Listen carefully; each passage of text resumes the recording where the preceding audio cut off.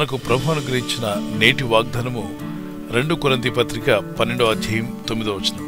నా కృప నీకు చాలును, బలహీనత యందు నా శక్తి పరిపూర్ణమగుచున్నది.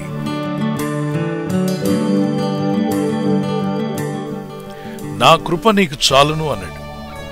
ఆయన కృప ఇచ్చేవాడు, ఆయన కృప చూపువాడు. కృప అనేటువంటిది అద్భుతమైనది, అర్హత లేని వానికి అర్హత కల్పించేది. 2 కొరింథీ 12వ అధ్యాయంలో అపోస్తలుడైన పౌలు ఒక విధమైన బాధ వేదనకు గురై ఆ బాధను, ఆ సమస్యను తనలోండి తీసివేయమని దేవుని సన్నిధిలో ప్రార్థన చేస్తాడు. నాకు కలిగిన ప్రత్యక్షతలు బహు విశేషముగా ఉన్నందున నేను అత్యధికంగా హెచ్చిపోకుండా నిమిత్తము నాకు శరీరంలో ఒక ముళ్ళు, నేను అత్యధికంగా హెచ్చింపకుండా నిమిత్తము నన్ను నలగొట్టకు సాతాను యొక్క దూతగా ఉంచబడిను. అపోస్తలుడైన పౌలు ఒక విషయాన్ని గుర్తించాడు.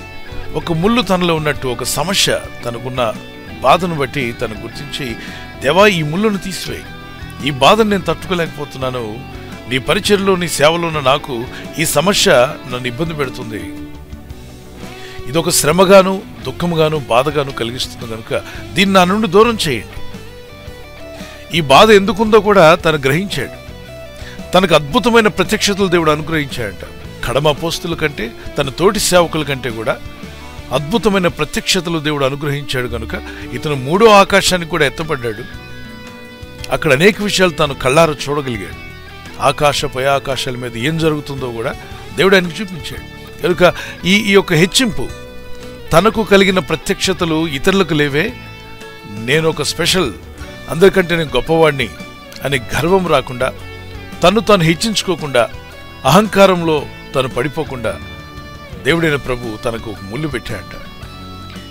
ఒక సమస్య, ఒక బాధ, అది భౌతికంగా దేహంలో అయి ఉండొచ్చు, పరిచర్యలో అయి ఉండొచ్చు.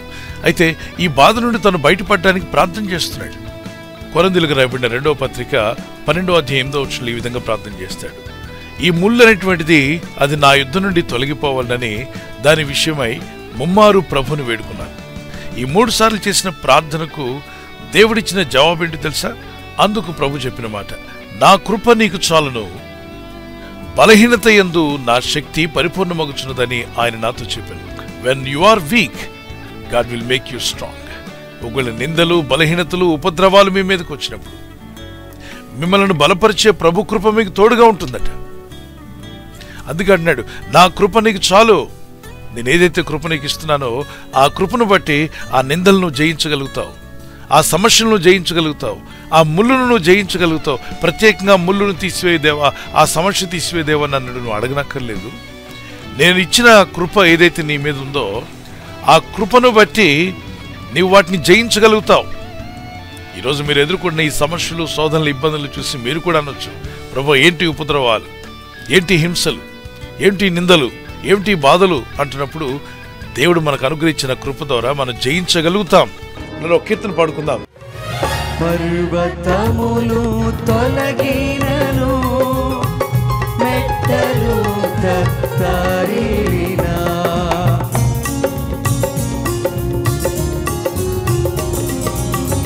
పర్వతములు తొలగినను, మెట్టలు తత్తరినా, ఆ కృపానిను వీడగని అభయమిచ్చితివి,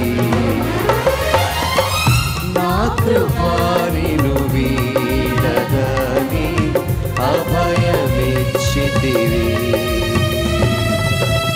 శాశ్వతమైనది నీవు నాయడ చూపిన కృపా, శాశ్వతమైనది నీవు నాయడ చూపిన కృపా.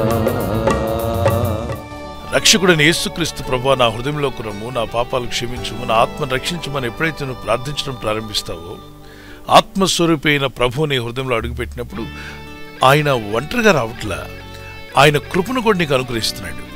ఆయన అనుగ్రహించే కృప ఎంత గొప్పదంటే, నీకు ఎదురయ్యేటువంటి బలహీనతల్లో, ఇబ్బందుల్లో, శోధనల్లో, శ్రమల్లోనూ, ఉపద్రవాల్లోనూ ఆ కృప జయమిస్తూ తీసుకువెళ్తుంది. కాబట్టి శోధనలు చూసి ఏదో ముళ్ళుందని, ఏదో సమస్య ఉందని, ఏదో బాధ ఉందని కృంగిపోవద్దు. వాటిని చూసి మొరపెట్టుకుంటూ కన్నీళ్లు కారుస్తూ అక్కడే కూర్చోవద్దు. ముందుకు సాగిపో. ఎప్పుడైతే నువ్వు బలహీనంగా ఉన్నావో గుర్తించాలి. అప్పుడే నిన్ను బలపరిచే దేవుని కృప నీ మీద ఉంటుంది. ఆయన కృప మీ మీద ఉండగా మీరు భయపడాల్సిన అవసరం లేదు.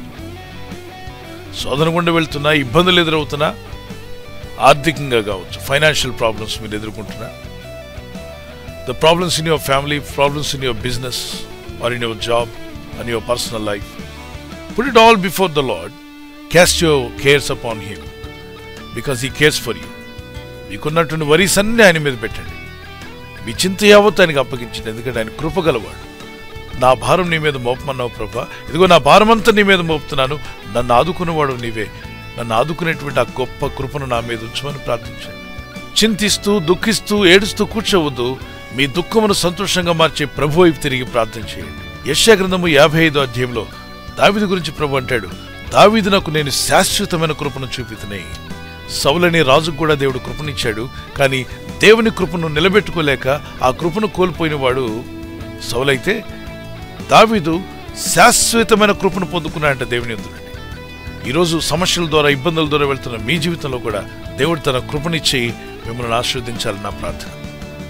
ఈ వాగ్దానం మీ పట్ల కూడా దేవుడు నెరవేరుస్తాను నమ్ముచున్నట్లయితే ఒకసారి మీ చేయి పైగా దేవునికి స్తోత్రం చెప్పగలరా? ఆమేన్. విశ్వసించి ప్రార్థిద్దాం. పరలోకమందున్న మా తండ్రి, ఈ వాగ్దానం ఎత్తి ప్రార్థిస్తూ ఉండగా నీ దాసుడు అపోస్తలుడైన పౌలు గారు తనకెదురైన ఇబ్బందుల్లో, కష్టాల్లో, శోధనలో మీ సన్నిధిలో ముమ్మారు ప్రార్థించినప్పుడు మీరు మాట సెలవిచ్చారు, నా కృప నీకు చాలును, నీ బలహీనత యందు నా శక్తి పరిపూర్ణమగుచున్నదన్నారు. అవును ప్రభా, ఎప్పుడు బలహీనుడునో అప్పుడే బలవంతుడని చెప్పాడు. ఈరోజు సమస్యలో ఉన్న నా సహోదర సహోదరుల కొరకు ప్రార్థిస్తున్నాను. కన్నీటితో, దుఃఖంతో ఉన్న వారి కొరకు ప్రార్థిస్తున్నాను. నిరుత్సాహంతో ఉన్న వారి కొరకు ప్రార్థిస్తున్నాను. కృంగిపోయిన వారి కొరకు ప్రార్థన చేస్తున్నాను. వేదనతో ఉండి నాకేందుకు ఈ సమస్య అని ఎవరైతే బాధలో ఉన్నారో వారి కొరకు ప్రార్థిస్తుండగా అపోస్తలుడైన పౌలు గారికి మీరు కృపనిచ్చి ఎలా జయించారో, ఇదిగో ఈ బాధల్లో ఉన్న, ఇబ్బందుల్లో, కష్టాల్లో, శోధనలో నలిగిపోతున్న వీరికి మీ కృపను అనుగ్రహించమని అడుగుతున్నాను తండ్రి. మీ కృప ద్వారా, మీరిచ్చే జ్ఞానము ద్వారా మీరు ఈ సమస్యలను జయించే శక్తిని వీరికి దయచేయండి. మేము ఎప్పుడైతే బలహీనంగా ఉన్నామో నీ కృప చేత మమ్మల్ని బలపరుస్తున్నావు, బలవంతులుగా చేస్తానన్నావు. నీ కృప కొరకు ఎదురు చూచు వారి పట్ల నువ్వు ఆనందిస్తున్నావు తండ్రి. ఇదిగో నీ కృప కొరకు ఎదురు చూస్తూ ప్రార్థిస్తున్నావు. వారు ఎదుర్కొంటున్న ప్రతి శోధనలో యేసు క్రీస్తు వారికి అధికారం గల జయము కలుగునుగాక. మీ కృపను బట్టి వీరందరికీ గొప్ప జయమును అనుగ్రహించండి. శరీరంలో ప్రతి అవయవానికి స్వస్థతను అనుగ్రహించండి ఆయన. వ్యాధులతో, బాధలతో, ఇబ్బందులతో ఉన్న వారికి యేసు అధికారం గల నామములో స్వస్థత కలుగునుగాక. నీ కృప ద్వారా మాకు బలమును, శక్తిని అనుగ్రహించి నడిపించి మీ నామాన్ని గణపరచుకోమని యేసు క్రీస్తు వారికి పరిశుద్ధ నామములో అడుగుచున్నాను నా పరలోక తండ్రి. ఆమేన్, ఆమేన్. దేవుని కృప మీకు తోడై ఉండును గాక. దేవుని దయలో మీరు వర్ధిల్లుదురు గాక. బలహీనతను చూసి కృంగిపోవద్దు. దేవుడు మీ పైన చూపే కృప ద్వారా మీకు ఎదురయ్యే ప్రతి సమస్యను మీరు జయించబోతున్నారు. God bless you.